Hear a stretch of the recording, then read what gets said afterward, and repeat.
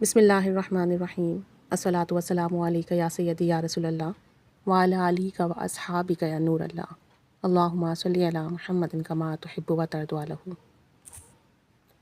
اگر کوئی اللہ والا آپ کو کچھ پڑھنے کے لیے دے، کوئی ذکر، کوئی اذکار، تو اسے کم مت سمجھیے گا، اسے لازمی اپنی زندگی کا حصہ بنائیں۔ آپ کا کوئی استاد آپ کو کچھ سکھائے، لازمی اسے اپنی زندگی میں شامل کریں، اس کی برکات الگ ہوتی ہیں۔ میرے استاد محترم کا مجھ پر بہت احسان ہے، اللہ تعالیٰ ان کی خدمات کو اپنی دین کے لیے قبول و مقبول فرمائے۔ میں نے ان کے کلمات کو ضائع کیے بغیر اپنی پلو سے باندھ لیے اور وقتاً فوقتاً نفع اٹھاتی رہی۔ بتاتی ہیں کہ شادی کے بعد میرے لیے سب سے پہلا مسئلہ یہ تھا کہ میں شرعی پردہ کرنے والی تھی، کیونکہ میں عالم دین کے گھر سے تعلق رکھتی تھی۔ گھر میں انسان جس طرح رہے کوئی مسئلہ نہیں ہوتا، لیکن پیدائش سے لے کر بہنوں بھائیوں کا ساتھ ہوتا ہے، ہر ایک کو اس کی طبیعت کا مزاج کا اندازہ ہوتا ہے اور آپس میں سمجھوتا بھی ہوتا ہے۔ لیکن جب شادی ہو کر آپ دوسرے گھر میں جاتے ہیں، دوسرے ماحول میں جاتے ہیں، تو کئی مسائل کا سامنا ہوتا ہے، کئی نئے لوگوں کا سامنا ہوتا ہے، کئی لوگوں کی باتیں بھی سننی پڑتی ہیں اور سب کی رائے مختلف ہوتی ہے اور سب کی رائے کا لحاظ بھی کرنا پڑتا ہے۔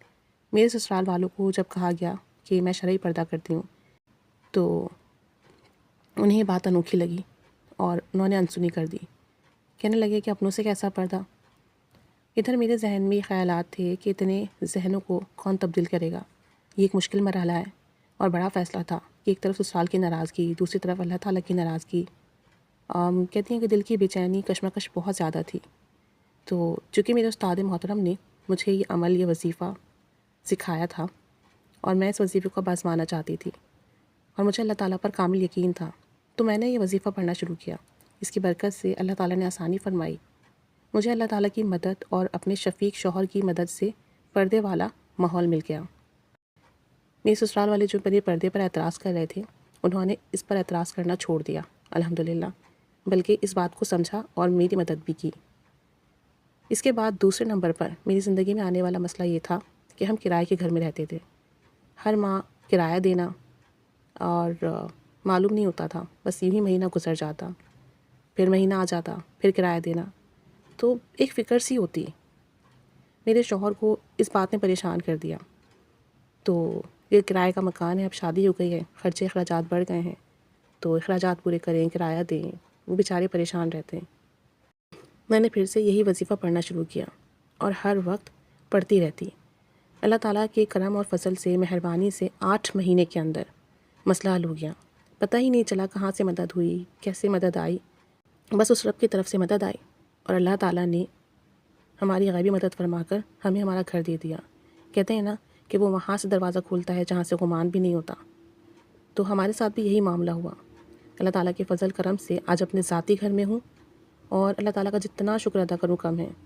اور میں اپنی تمام بہنوں سے گزارش کرتی ہوں کہ مشکلات کا حل اللہ تعالیٰ کی قرآن سے، درود و سلام سے، استغفار سے نکالا کریں، اللہ کے سامنے رویا کریں اور اللہ تعالیٰ سے آسانیاں مانگا کریں۔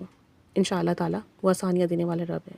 اور کہتے ہیں کہ میرے استاد محترم نے مجھے ایک آیت سکھائی تھی اور انہوں نے جو ہے مجھے وہ ہدیہ کیا تھا، بیسیکلی تحفہ دیا تھا، اور مجھے کہا تھا کہ چھپے ہوئے خزانوں کی چابیاں ہیں، بس تم سمجھو کہ میں نے تمہیں خزانوں کی چابیاں دے دی ہیں، اب تم اپنے رب سے مانگو، انشاءاللہ تمہیں ملے گا، وہ غفور و رحیم رب تمہاری مدد ضرور کرے گا، بس تم پڑھتے جانا، دعائیں مانگتے جانا، عطاؤں کی بارش ہوتی جائے گی، انشاءاللہ تعالیٰ اللہ کی محتاج بننے کے بعد کبھی کسی کی محتاج نہیں رہو گی۔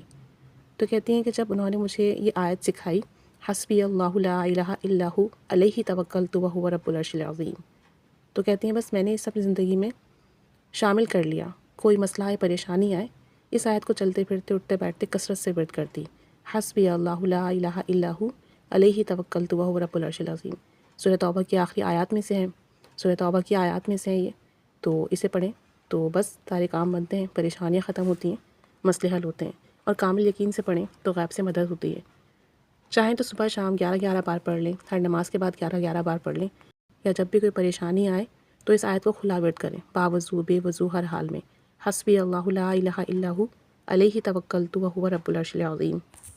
تو انشاءاللہ تعالیٰ اس کی برکت سے مسئلے بھی حل ہوں گے، پریشانی بھی ختم ہوگی، غیب سے مدد بھی ہوگی، کام بھی بنیں گے، آسانیوں کے دروازے کھلیں گے۔ اللہ تعالیٰ سب پر رحمت، کرم، فضل کی عطا فرمائے۔ بس کامل یقین کی بات ہے، جس چیز پر آپ کا یقین ہو اور آپ اسے یقین سے پڑھیں وہ چیز فیض نفع ضرور دیتی ہے۔ اللہ تعالیٰ سب پر رحمت کی نگاہ فرمائے، آمین بجاہ النبی الآمین صلی اللہ علیہ محمد صلی اللہ علیہ وآلہ وسلم۔ اللہم صلی علی محمد کما تحب و ترضی عنہ۔